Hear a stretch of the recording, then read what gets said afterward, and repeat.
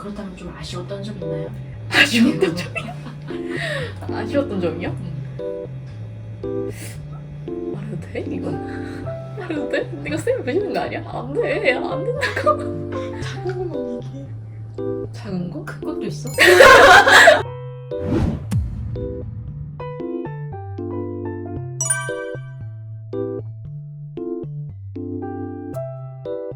안녕하세요. 저는 2024학년도 선화예고 미술과에 합격한 권태림이라고 합니다.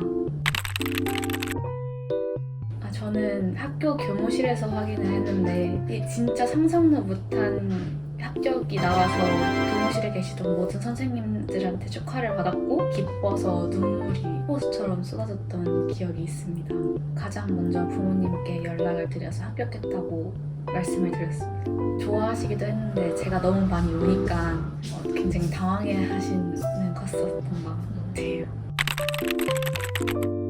선화예고 시험장 분위기는 일단 일반 중에서 시험을 보러 온 친구들이랑 예중에서 시험을 보러 온 친구들이랑 분위기가 많이 갈렸다고 저는 생각을 했는데 같은 방 안에서도 예중 친구들은 비교적 여유롭고 즐기는 모습을 많이 보여줬다면 일반 중에서 올라온 친구들은 긴장을 많이 하고 떨리는 모습을 많이 보여주었던 것 같습니다. 저도 물론 전날까지는 굉장히 긴장되고 떨렸지만 오히려 다음날 아침 당일날이 되니까 이제 끝이다 라는 생각이 너무 커서 아무 생각 없이 그냥 봤던 것 같아요. 모든 욕심을 내려놓고 제가 지금까지 했던 대로 어차피 이제 더 이상 실기력은 오를 수 없고 이제 끝이니까 라는 생각을 가지고 엄청 편안한 마음으로 그렸던 것 같습니다.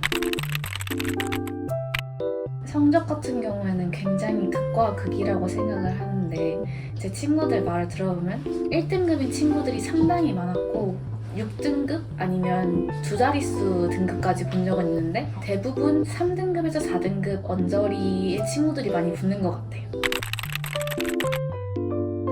저 같은 경우에는 최대한 안정적인 방향으로 제가 했던 것들을 최대한 기억을 하면서 제 부족한 부분을 시험장에서 드러내지 않으려고 노력을 했는데 이제 다른 친구들 같은 경우에는 되게 도전적인 친구들도 많이 있었고 자신의 강점을 최대한 부각시켜서 그리는 친구들도 되게 많았던 것 같아요. 근데 이거는 완전히 성향 차이고 자신이 어느 부분에 자신이 있는지에 따라서 단판이 나는 거기 때문에 저는 그래서 결론적으로 안정적인 방향으로 갔습니다.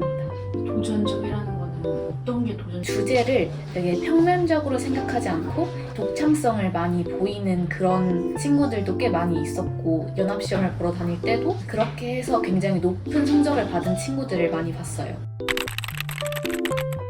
이건 제가 그린 지연작인데요.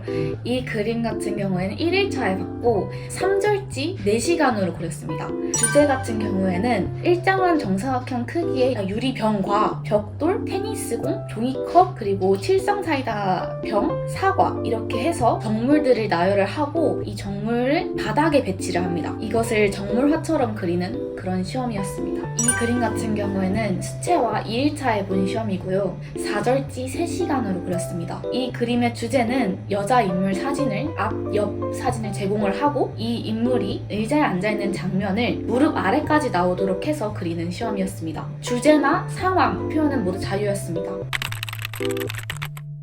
수채화 같은 경우 저는 옆에 있는 친구들을 그냥 그대로 따라 그렸어요. 옆에 있는 친구들이 그림 그리는 모습을 제가 그대로 화지에 옮겨 담아서 그렸거든요. 그래서 더욱 안정적인 구도가 나왔고 이 부분을 높이 산 것 같아요. 그리고 소묘 같은 경우도 앞에 사과를 배치하고 유리병 안에 최대한 많은 사물을 재밌게 담아냄으로써 선생님께서 말씀을 하셨던 중요한 부분들, 형태나 톤 같은 그런 제가 놓치고 있는 부분들을 특히나 집중적으로 살리려고 노력을 했고 그리고 그 외에 가장 기본적인 것들, 톤 까는 거라든지 묘사를 하는 거라든지 시간 안배를 정확히 해서 오히려 시간이 남도록 하고 여러 번 고칠 수 있도록 하는 것이 제 전략이고 되게 합격한 이유라고 생각합니다.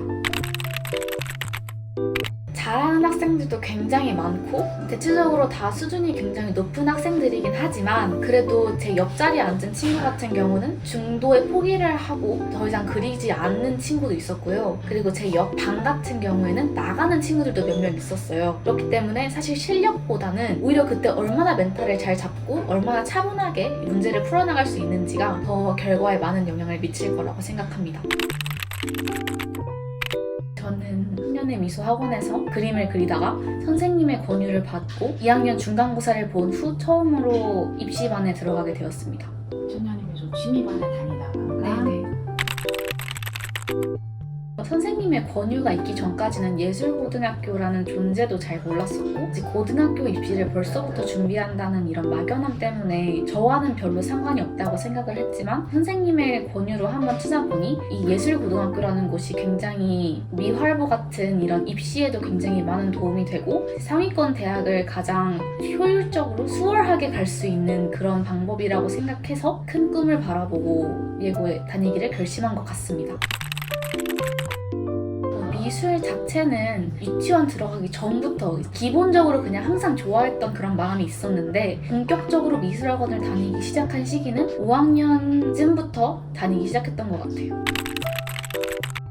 제 성적은 정확히는 말씀드리기 조금 어렵지만 평균보다 조금 떨어지는 정도라고 생각합니다. 본격적인 실기 준비에 들어간 후부터는 학교는 1교시만 갔다가 바로 조퇴를 하였고요. 조퇴를 하고 난 후에는 바로 학원에 등원을 해서 하루에 3시간 반이 한 타임이고 3타임씩 꾸준히 했습니다. 그리고 일요일에도 계속해서 나와서 하루도 빠짐없이 입시를 계속 진행을 했습니다.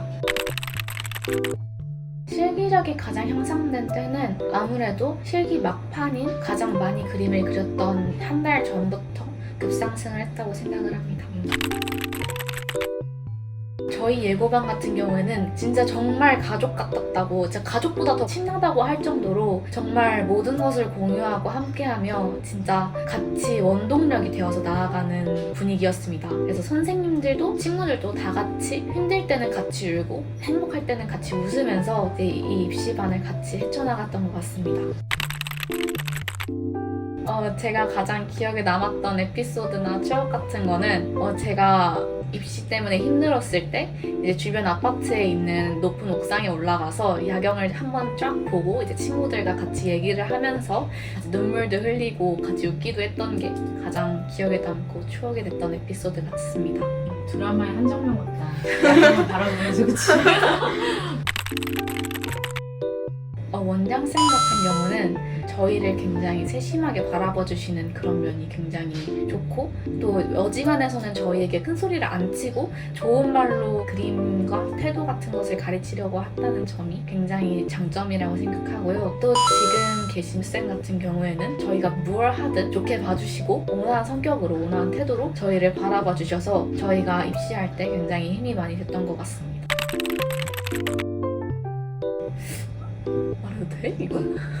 사실 저는 입시 막판에 정물이나 기초적인 것을 조금 더 해보고 싶었는데 끝날 때까지 되게 상상화를 위주로 많이 그리다 보니까 좀 지쳤던 부분도 조금 있었던 것 같지만서도 저는 이 상상화를 그린 게 앞으로 제 예고 생활에 굉장히 많이 도움이 될 거라고 자부합니다. 갑자기 이렇게 급유턴했어. 저는 동양화를 배우고 싶습니다. 동양화의 그 여러 가지 기법들이나 몽환적인 분위기의 그림들을 많이 그려보고 싶고요. 또 서양화 같은 경우에는 캔버스를 직접 짜서 유화도 많이 그려보고 싶습니다. 앞으로 너희가 닥쳐올 시련은 지금에 비하면 정말 아무것도 아니라고 생각해. 시험장 가서 아니면 입시 막판이나 입시라는 도중 힘든 일이 있다면 이 또한 지나가리라 라는 마음을 가지고 당장 힘들더라도 돌아보면은 별로 아닌 것처럼 느껴질 수도 있고 너무 이 입시라는 거에 스트레스 받지 않았으면 좋겠어. 그냥 너희 꿈을 위해서 달려가는 첫 번째 발판이니까 그냥 편한 마음을 가지고 쫄지 말고 멘탈 잡고 재밌게 즐기면서 입시했으면 좋겠어. 제가 입시하면서 많이 힘들어하기도 했고 비용적인 측면에서도 정말 만만치 않은 이제 도전이었을 텐데 이제 제가 입시를 보고 나서 아니면 보는 중간에 제가 힘들어할 때마다 문자 메시지나 카카오톡으로 잘하고 있다고 기프티콘과 함께 같이 위로를 해주셨던 게 정말 감사드렸고요. 그리고 이제 앞으로도 예쁘게 봐주셨으면 합니다. 감사합니다. 사랑해요.